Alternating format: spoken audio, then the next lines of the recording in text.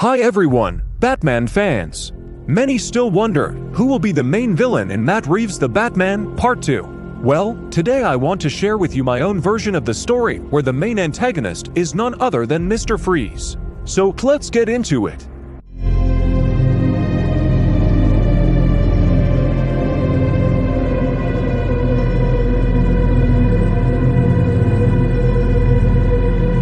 The movie opens with a quiet, almost idyllic scene at a small restaurant in Gotham. At a table sit Victor Freeze and his wife, Nora. They're laughing, talking about the future, and for a moment, life seems perfect. After dinner, they step outside. Snow is falling over Gotham. Victor compares the falling snowflakes to a waltz and they start dancing right there, under the streetlight. But suddenly, Nora collapses. The music cuts off. The camera slowly pulls back at Victor kneeling in the snow, holding her in his arms. Time passes. Gotham is restless again and protests fill the streets. People demand the return of the open carry gun law. During a court hearing, Commissioner Gordon reports that crime has gone down, but the black market for illegal weapons has exploded. Bruce Wayne sides with Gordon, arguing that the law would only bring more chaos. Meanwhile, the city is shaken by a series of strange crimes. An unknown man kidnaps people and performs surgeries on them, removing their organs. The victims are found alive, but their blood contains a high concentration of a substance that causes total numbness, almost like frostbite. Batman begins his investigation and eventually uncovers the culprit. It's Victor Freeze, a former biochemist whose company went bankrupt long ago. His motive is both terrifying and tragic. Nora is dying from a rare disease. Her organs are failing one by one. Desperate to save her, Victor decides to do the unthinkable and sacrifice others to keep her alive. In my version, Mr. Freeze is a realistic and deeply tragic character. His weapon is a cartoonish freeze gun. It's a custom pistol with syringe bullets, each loaded with a powerful anesthetic that instantly freezes tissue. When it enters the bloodstream, the victim's body goes numb. They feel the cold spreading through their veins, like they're turning into ice. This makes Freeze not just a mad scientist, but a man who became a monster out of love, perfectly fitting Matt Reeves' dark and grounded universe.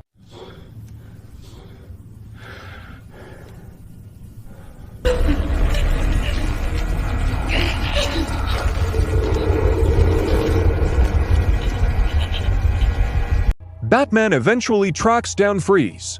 After a tense fight, he manages to stop him.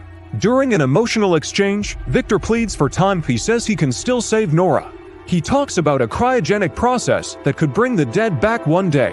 Batman doesn't believe him and turns him in. Later, in prison, Victor learns that Nora has finally died. He snaps and blames Batman for her death. Sometime later, a man working for the Penguin contacts him. He says his boss admires Victor's genius and offers him a deal. Freeze agrees in exchange for freedom. After his escape, Freeze and Penguin build an underground lab. Batman starts tracking them down again. But Freeze, driven by rage and grief, wants to go further to kill Batman. Penguin refuses to take part, and the two fall out. Freeze goes rogue. He builds makeshift cryo bombs and anesthetic weapons, but during their next encounter, Batman defeats him. Barely alive, Freeze disappears into the snowy streets of Gotham. Wandering aimlessly, he meets an old acquaintance, Professor Wakati.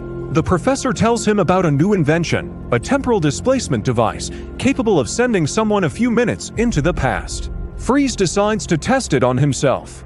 The experiment works. He goes back 5 minutes. But to go further, he needs massive energy. Ignoring Wakati's warnings, Victor steals the device and connects it to Gotham's power plant. That's when Batman arrives. A fight breaks out, and in the chaos, the machine activates. Both of them vanish. When Batman wakes up, he finds himself in another Gotham. Brighter. Different. It's the James Gunn universe. There, he meets another Batman, and the two clash at first, before realizing what's happened. They team up to stop Freeze and restore the device. In the final act, Batman finds Freeze and tries to bring him back. They activate the machine, and a massive time portal opens before them. Freeze begs Batman to let him go. He doesn't want to return to a world where he couldn't save his wife. Batman warns him that if he lets go, he might be lost in time forever.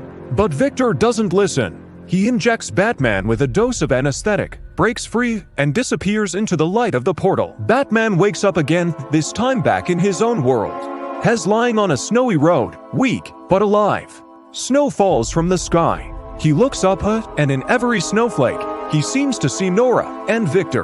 The story ends with the final court hearing about the open carry law. One of the women in the audience suddenly pulls out a gun and points it at the judge.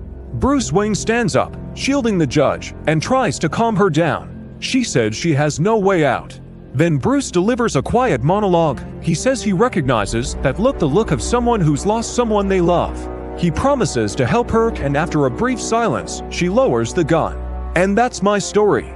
What do you think of this version of the Batman, Part 2? I included the multiverse element to make the transition between Matt Reeves and James Gunn's Batman feel organic. Since DC plans to release two different Batman films, this connection helps audiences understand how both versions can exist, and symbolically, it lets the new Batman appear for the first time in a film about the old one.